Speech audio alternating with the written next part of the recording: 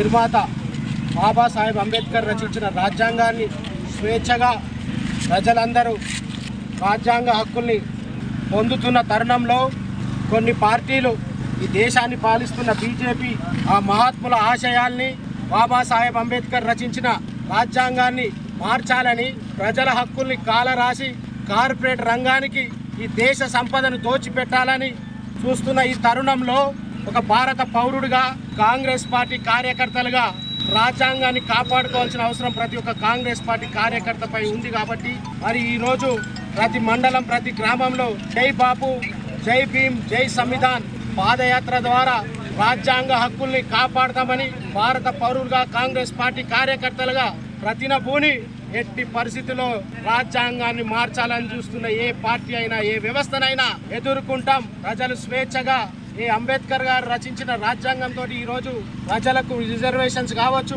ఎన్నో హక్కులు వాళ్ళకు అందుతున్నాయి. వాళ్ళకు అందకుండా ప్రయత్నం చేస్తున్నారు కాబట్టి ప్రజలందరూ మరి ముఖ్యంగా కాంగ్రెస్ పార్టీ కార్యకర్తలందరూ కూడా సంఘటితమై భారత రాజ్యాంగాన్ని కాపాడాల్సిన బాధ్యత మనందరి పైన ఉంది.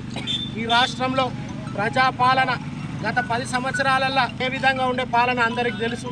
ఎందుకంటే ఈ సంవత్సరం పాలననే ఇక్కడ ఉన్న శాసనసభ్యులే కాంగ్రెస్ పాలనలో గ్రామాలు అభివృద్ధి చెందుతున్నాయి, ఈ ప్రాంతం అభివృద్ధి చెందుతుందని ప్రతిపక్ష పార్టీ ఎమ్మెల్యేలే చెప్తున్నారంటే మన ప్రజాపాలన ఏ విధంగా ఉందో మనందరికీ అర్థమవుతుంది. కాబట్టి ఇప్పుడు సన్న బియ్యం ఇస్తున్నాం, ఏకకాలంలో భారతదేశ చరిత్రలో రుణమాఫీ చేసినాము, 200 యూనిట్ల ఉచిత కరెంట్ ఇస్తున్నాము.